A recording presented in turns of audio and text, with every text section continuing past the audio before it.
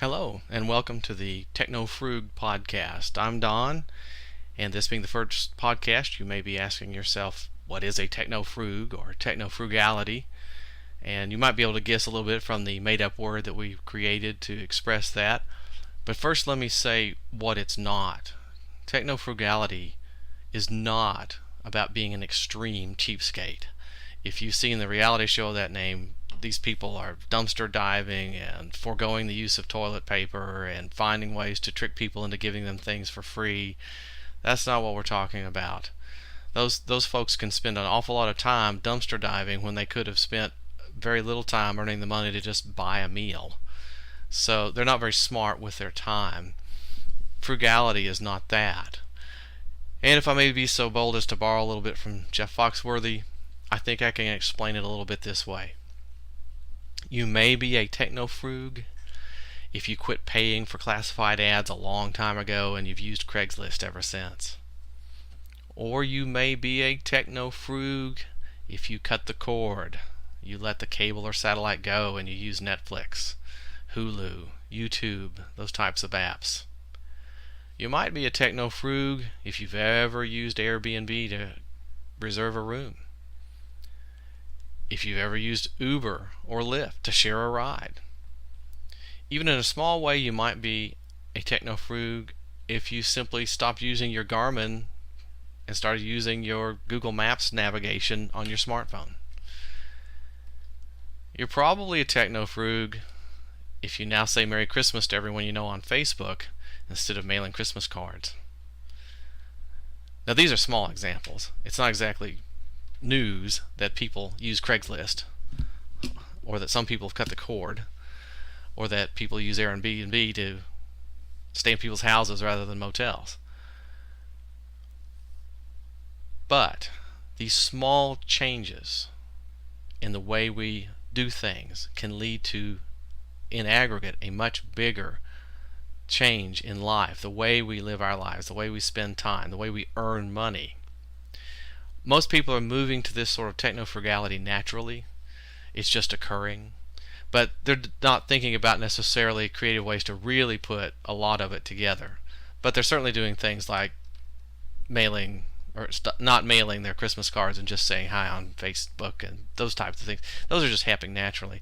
But there are much bigger things that you can do. However, you need to keep in mind, if you're in a high-tech corridor like San Francisco or Austin, it may be hard for you to imagine that there are people who don't have smartphones. But trust me, here in Middle America, there are a lot of people who don't have smartphones, or they might have one but have no clue how to use it. They may have a dumb phone, a landline, whatever ancient technology that they're still clinging to. In a lot of places it still exists, and these folks are missing out. So a lot of you are going to say the cord cutting and those topics, those are really old hat. And you're right. For those of us who have actively been technofrugs for some time. However, I don't want to leave the beginners behind. I'm hoping to bring more and more of them into this type of living. So if we spend a few minutes explaining what Craigslist is or explaining what Uber is, or how to get an Uber ride, be patient. We're going to cover those topics briefly to get folks familiar a little bit, and we'll get on to some more advanced things. But first we have to get people to think about small ways to use technology to be more frugal with their time and effort. People just don't always want to think creatively. To give you a tiny example, my wife has a condition that requires a lot of medications, and when we go to her doctor, they've always required that everyone bring all of their medications in a clear bag so that they can check them to see if they've taking everything they're supposed to in the right amounts. So it's kind of hilarious to sit in the waiting room and watch all these people holding these bags of their medicines, clutching onto them. I decided to just ask for forgiveness if necessary and just pulled out my Samsung S5 and took a picture. That seemed natural to me. It seemed unnatural to me to be carrying in these bags. So the reaction when I got to the doctor's office was, wow, you're the first person who's ever done that. But how efficient that is.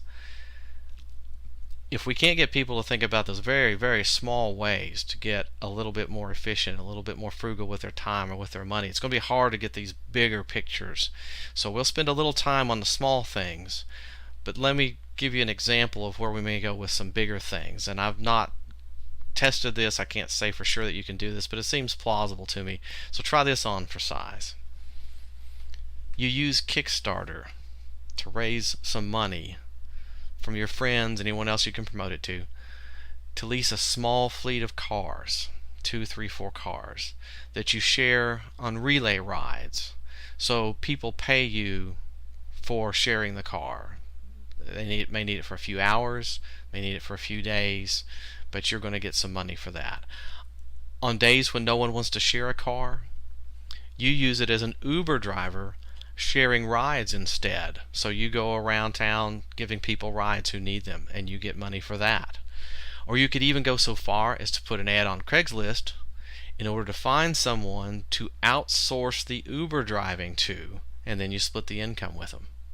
You could even accept iText barter for some of the car sharing, and then use those barter dollars to hire someone to build you a website, Facebook page, do the SEO, etc., to promote your car sharing business.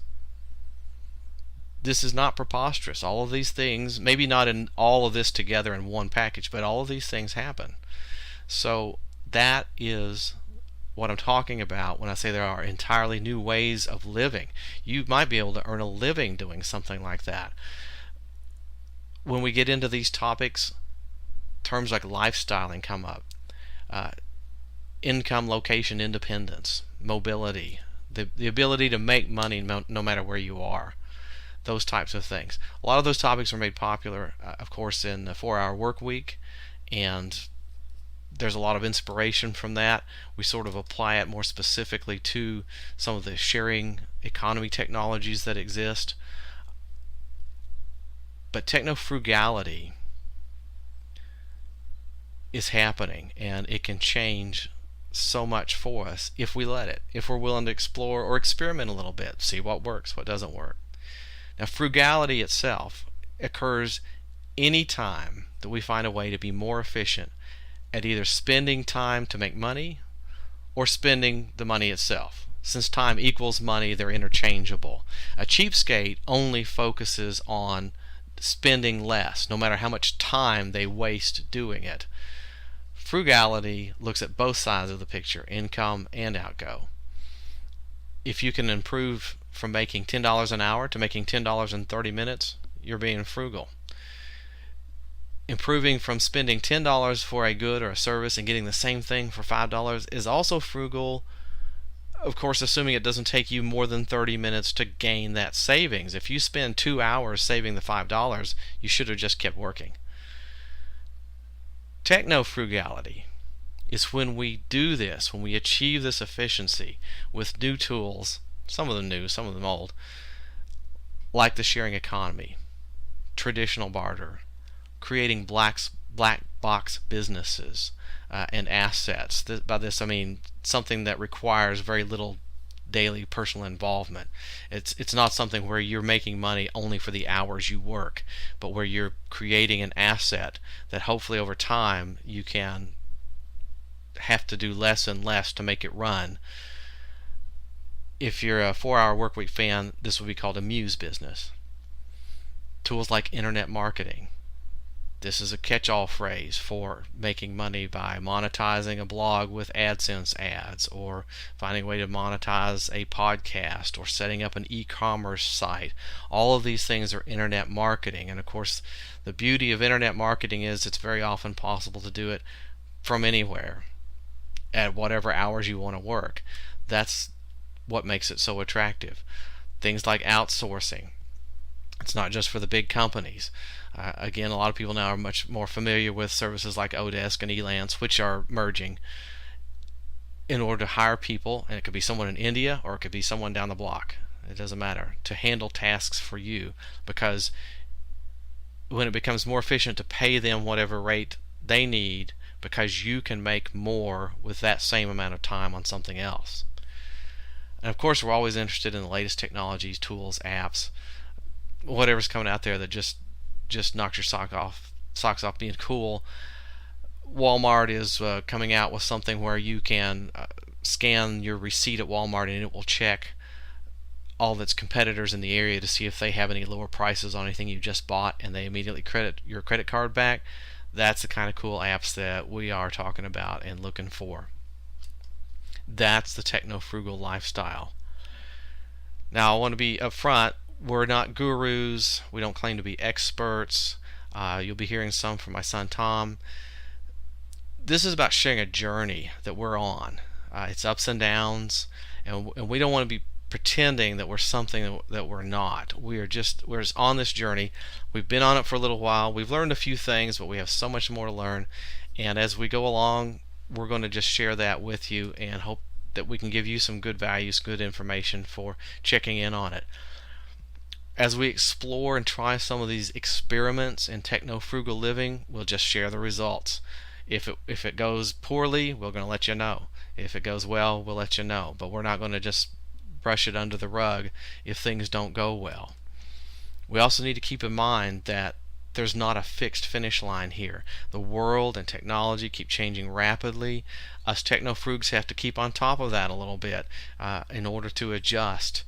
We can make advances. Uber is obviously a disruptive force in the economy. It's saving consumers money, and somebody's ox is getting gored. So in this case, the taxi cab companies are fighting back. They're going to their buddies in the legislatures and trying to get them to crack down on Uber. They've succeeded in a few places. I believe Miami has outlawed Uber. Virginia just recently outlawed Uber. But I think that these are small victories that are being achieved by the monopolies that are taxi cab companies. And why does a taxi company need to be a monopoly? It doesn't. It's just they managed to be that. With Uber, they got for the first time ever, a real challenge to that. And Uber's been able to raise the money that they may be able to win these fights. I thought it was hilarious in London, the taxi cab drivers went on strike to protest Uber, and that caused Uber use to increase by 850%. That's a backfire. I'm afraid that the more that the taxi cab companies try to argue that their monopolies are necessary, the more it's going to become obvious that they are not. But if you live in Virginia and you've been making your living as an Uber driver, you're probably going to have to move. And so us technofrugs, we have to keep up with some of these developments, and we'll do that. But also there are always going to be new opportunities developing. Every time there's a change, it may cause something to go back here, but it might go forward somewhere else. And finally, we're hoping to learn from you on some of these topics. I know there are people who know a lot more than we do, and I'm hoping that you'll share that with us and we can get that information out there so that the learning curve can be reduced dramatically on these topics, and we can get people right to the edge of the techno-frugal life and making progress forward by sharing some of this information. We promise we won't be pretentious. We never will say that we have all the answers, and we hope that we can get some of those answers from you all. That's Technofrugality. We'll be back with another podcast soon about cord cutting, our life as cord cutters, and Tom will be joining me for that one. We hope to see you then. In the meantime, please feel free to hit a like button, share us, whatever you want to do. It all helps out. Thanks.